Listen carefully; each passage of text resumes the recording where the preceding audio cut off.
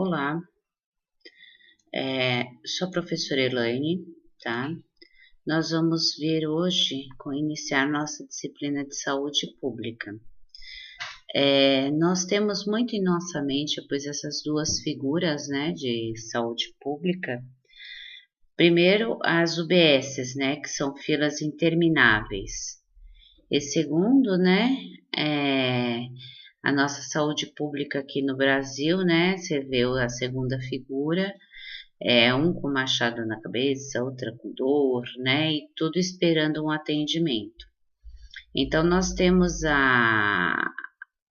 realmente ainda falta muito para ser uma saúde pública perfeita, mas porém, a gente tem aqui no Brasil, a oportunidade, tá, de ter um SUS que possa ter atendimento para todos, não só para alguns.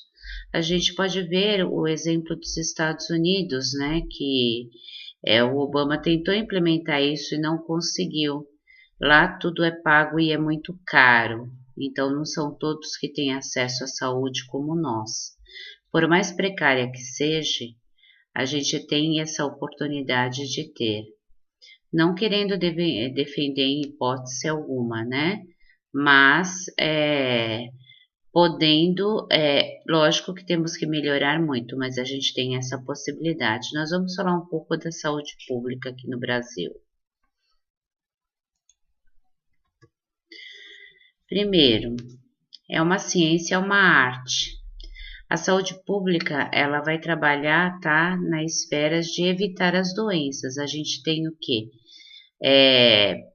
Os programas de hipertensão, diabetes, né? Para que, por exemplo, diabetes, para que a pessoa evite, né, chegar a uma amputação. As hipertensões, para que as pessoas evitem de chegar a um infarto, que serve para prolongar a vida também, desenvolver também uma saúde física e mental. Também temos os programas de saúde mental também, né, nos CAPs. E a eficiência através de esforços organizados, tá, da comunidade também. Porque para ter saúde pública a gente tem que ter saneamento do meio ambiente, porque a gente sabe que o saneamento, com a falta dele, podemos ter inúmeras doenças. Controle das infecções na comunidade, como a gente teve, né? Os controles de imunização, controles de vetores, né? Como o Aedes aegypti, né, também. Organização dos serviços também médicos. Um diagnóstico precoce, por mais demorado que seja, mas um diagnóstico precoce. E o tratamento preventivo das doenças, para que elas não se instalem ou piorem as comorbidades. E o aperfeiçoamento das medidas sociais também. O que são as medidas sociais? Existem os programas de entrega de remédios, de entrega de fraldas, né? Para assegurar cada membro da coletividade em um nível de vida adequado para a manutenção da sua saúde, permitindo cada indivíduo usufruir o seu direito à saúde e à sua longevidade de vida também. O objetivo principal da saúde pública é a prevenção, porque se prevenindo gasta-se menos, causa-se menos doenças para chegar lá no nível terciário, que é o nível hospitalar, da internação, da recuperação do paciente. Então, a prevenção é o nível primário que a gente tem, que é do paciente e da comunidade. Tem que ser de ambos, né? Não só do paciente, mas de uma comunidade como um todo. Eles vão também utilizar umas medidas econômicas aplicadas em grande número de pessoas, porque são uma comunidade, não é só apenas aquele paciente, né? A gente tem o quê? Os programas de saúde da família, né? Programas para controle de natalidade, os programas, né, para as doenças transmissíveis, como da AIDS também. Então, existem vários programas. E tem muitos programas, tá? Tem alguns programas que são referências internacionais para a ONU, desses nossos. E tem que ter um resultado satisfatório para poder abranger ao máximo de pessoas que a gente pode abranger da comunidade. A gente vai utilizar também uma técnica de educação, né? O que é uma técnica de educação? Técnica de poder educar essa comunidade, passar para elas o quê? Medidas que a gente possa prevenir as doenças, né? Tal como como que eu previno uma hipertensão? A pessoa não ser sedentária, comer menos gorduras, fazer exercícios físicos, tomar a medicação correta, para ela não vir depois ter um infarto e depois ficar com essa comorbidade também, tá? E os objetivos sempre ajustado a cada região. O nosso país, né, ele é macro, né, ele é muito grande. Então, cada região do nosso país, ele requer o que? Um atendimento, um tipo de atendimento mais específico. Até mesmo dentro de um próprio estado, que são grandes, em cada região ele requer, né, um atendimento mais específico. Nós temos aqui uma definição que saúde é o completo bem-estar físico, mental, social e espiritual, e não apenas a ausência da doença. Antigamente eles tinham a definição que só a pessoa não está doente, ele estava saudável. Só que o ser humano, ele não é composto só físico, ele é composto também mentalmente, ele tem que estar mentalmente capaz, socialmente capaz de poder sanar sua vida, sanar suas dívidas, poder ter um trabalho adequado, ter uma moradia adequada também, né? Então, tudo isso ele precisa. E espiritualmente, ele ter a liberdade de ter a religião que ele tiver, o credo que ele tiver. É um estado relativo de equilíbrio, tem que estar todos eles, tanto bem-estar físico, mental e social e espiritual, tem que estar equilibrado, de uma forma ou de uma função que o organismo geralmente vai resultar de um ajustamento, ele se ajusta, né, às situações de uma forma satisfatória também. E a harmonia entre as necessidades básicas do ser humano, né? Quais são as necessidades básicas dele? Poder ter uma moradia adequada, uma alimentação adequada, um trabalho adequado, que ele possa ter os sonhos dele, concretizar os objetivos, né? E um saneamento básico. Fatores que eu falei para vocês, né? Condicionantes: moradia, alimentação, saneamento básico, água e esgoto, que a gente sabe que ainda em muitas localidades aqui do nosso Brasil nós não temos, trabalho e renda, que hoje também a gente sabe que tem muitas pessoas desempregadas, e o lazer. Todo ser humano ele tem que ter lazer, ele tem que ter um momento dele de lazer, não só de trabalho, não só de correr atrás, né, da renda e sem ter um lazer. O meio ambiente equilibrado, porque a gente sabe que o meio ambiente desequilibrado, ele vai o quê? Ter as intempéries dele, acontecer os problemas, o desmatamento faz com que os vetores, né, tipo o Aedes aegypti migre para a cidade e cause as doenças também. Uma educação sanitária adequada. E o nível da população, normalmente ela expressa o quê? Em organização social e econômica do país, né? Nesse momento a gente sabe que está muito a desejar essas duas organizações. Muito pela nossa pandemia, né? Já estava um pouco desorganizada, agora desorganizou um pouco mais, mas precisamos reorganizar. Então, as doenças, tá? a definição são a resposta aos estímulos provocados pelo meio ambiente, tá? Quanto ao próprio indivíduo também, de seu estado físico, mental e social. Ao meio ambiente, se ele não tem uma moradia, uma alimentação, trabalho, lazer, né, ou não tem o saneamento básico de água e esgoto, ele não tem como, né, ele vai desenvolver uma doença. Se de repente ele não consegue um trabalho, uma renda, socialmente ele não vai conseguir pagar uma moradia. E se ele tem uma carga de estresse muito grande, ele vai desenvolver um problema mental. Então, o que é o SUS? É o conjunto de ações, tá?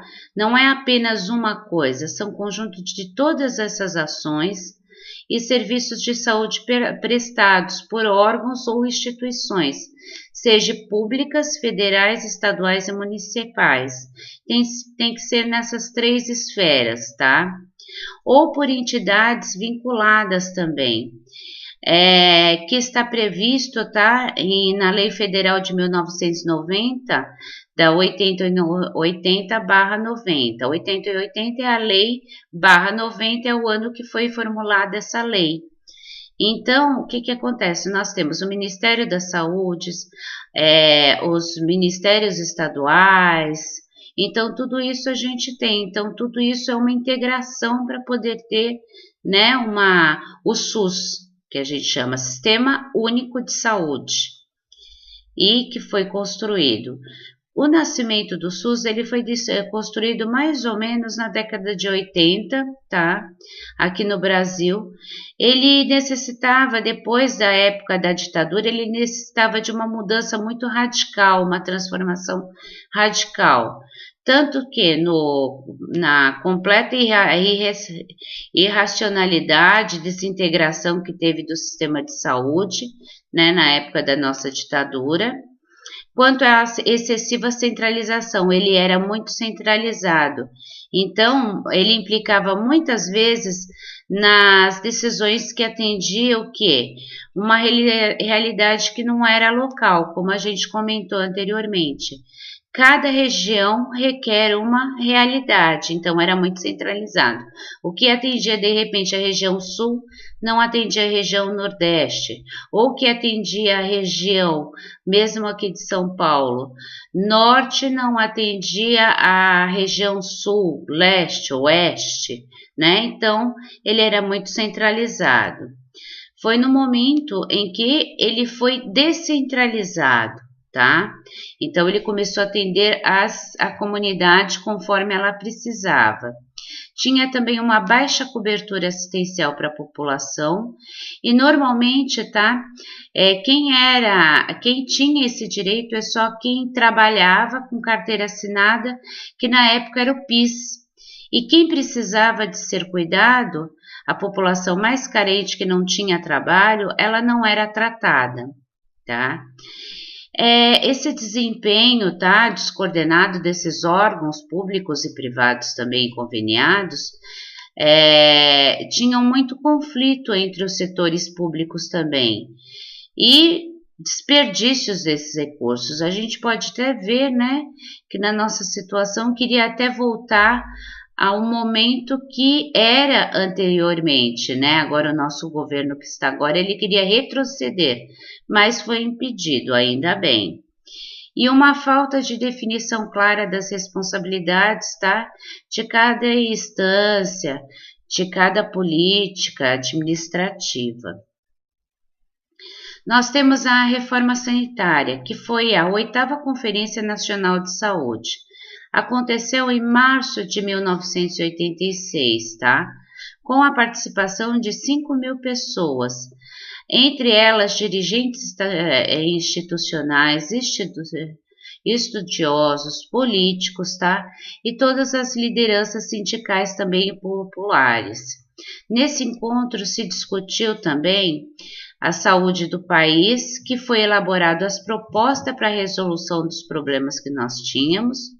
Foi feito um projeto de uma reforma sanitária, que sugere, tá, que a saúde é um direito de todos e um dever do Estado, e ainda continua essa mensagem, que a saúde é um direito de todos e um dever do Estado, que não só apenas aquelas pessoas que trabalham tenham carteira assinada, tenham saúde, mas sim as pessoas mais carentes também, que é o que mais precisa.